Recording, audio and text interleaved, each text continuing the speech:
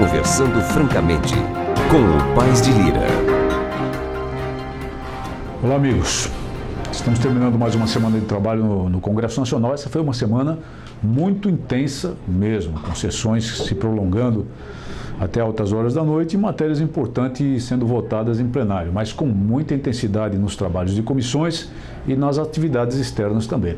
Já no fim de semana passado, eu fui a São José do Rio Preto num importante encontro das APAs, das Associações Policiais de Assistência à Saúde, que foram criadas, como se sabe, para suprir carências e deficiências do atendimento médico à família policial militar e aos próprios policiais militares. A falta de penetração da Cruz Azul e do próprio atendimento do centro médico no interior do estado. Hoje as APAs são uma realidade, são entidades fortes e atendem em todo o interior do estado a família policial militar, algumas delas com aquisições extremamente importantes, como por exemplo a da Baixada Santista, que hoje administra até um hospital próprio.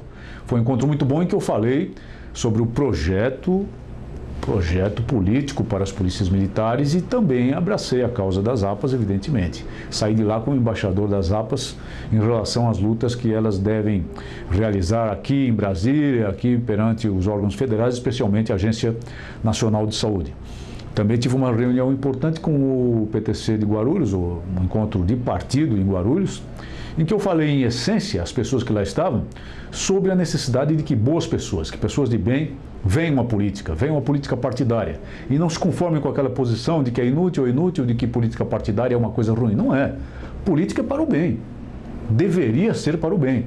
E se as pessoas de bem se afastarem da política, certamente esse espaço será preenchido, melhor dizendo, exatamente pelos facínoras.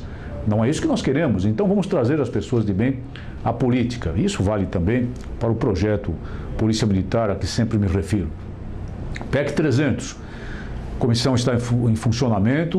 O meu gabinete apresentou uma emenda importante que, a nosso ver, melhora em muito o texto da PEC, elimina resistências e torna a proposta muito mais jurídica para ser aprovada, primeiro na comissão e depois na Câmara. Essa nossa proposta traz o piso salarial, mantém, é claro, porque essa é a essência do projeto, mas o desatrela da escala salarial dos militares do Distrito Federal, porque isso traria muitas resistências. E por outro lado, a atrela a um piso de 10 salários mínimos, que é muito mais defensável sob o ponto de vista constitucional. E estabelece também vinculações importantes, como a extensão dessas disposições para os inativos, acabando com essa bipartição que hoje existe no estado de São Paulo, por exemplo, tratando da previdência integral, tratando da forma de remuneração e tratando, para os estados mais necessitados, repito, não é o caso do rico estado de São Paulo, de um fundo federal para complementar, para subsidiar os estados mais pobres em relação ao pagamento desse piso salarial. É claro que estamos ainda no início do processo e, no momento, a estratégia é de realizar audiências públicas para dar visibilidade à PEC 300. Já foi realizada uma no Pará, eu não pude participar dessa, mas estarei em Teresina, no Piauí, para a audiência pública que se realizará lá. Logo mais nós teremos audiência pública em São Paulo, capital, e talvez alguns municípios sedes de comandos aí pelo interior do estado, procurando dar maior capilaridade às audiências públicas. Então, peço aos policiais militares que se preparem, que acionem as suas entidades representativas para que nós escolhamos o mais rapidamente possível a data e para que essas entidades mobilizem os policiais militares. É importante que essa audiência pública tenha a presença de milhares e milhares de policiais militares para dar visibilidade à matéria, para levar o assunto ao conhecimento da sociedade, para provocar o acompanhamento da grande mídia. É dessa forma que nós conseguiremos obter o essencial, que é o apoio da sociedade para a PEC 300. Isso é crucial e nós podemos fazê-lo. Tive a honra de, na Comissão de Segurança Pública, ajudar a aprovar o projeto de lei número 5.664, de 2009, que estabelece o plano de cargos e salários da Polícia Militar do Distrito Federal e ajuda os nossos companheiros aqui do DF, portanto, não só a Polícia Militar, mas o Corpo de Bombeiros Militar também, em termos de estrutura de suas instituições e até alguns ganhos salariais no exercício de sua profissão. Também o projeto de lei 5.352 de 2009, deputado capitão Assunção do Espírito Santo, que facilita a aquisição de computadores portáteis para profissionais de segurança pública. Matéria polêmica, evidentemente, mas acontece que há verbas do PRONASSE, que é o Programa Nacional de Segurança com Cidadania, para essa finalidade, voltadas para o quê? O aperfeiçoamento profissional do policial militar. Foi nisso que se embasou o projeto de lei do deputado Capitão Assunção. Polêmico? Sim, mas foi aprovado na comissão e vai ao plenário com grande chance de aprovação. O projeto envolve o financiamento pelo Estado de 50% do valor desses computadores, desde que o policial militar se proponha, se disponha, se comprometa a utilizar o equipamento em prol do seu desenvolvimento profissional. Também tive a honra de participar da aprovação do projeto de lei 5.444/2009, que altera a lei de entorpecentes e aumenta substancialmente a pena para aqueles que traficam, que distribuem a forma de cocaína conhecida popularmente como crack, que é muito mais danosa à saúde pública, que é muito mais destrutiva para aqueles que a usam, que destrói famílias muito mais rapidamente do que as outras drogas todas existentes no mercado. É uma lei importante, uma lei que propiciará melhores instrumentos para combate a essa modalidade de crime tão grave para a sociedade.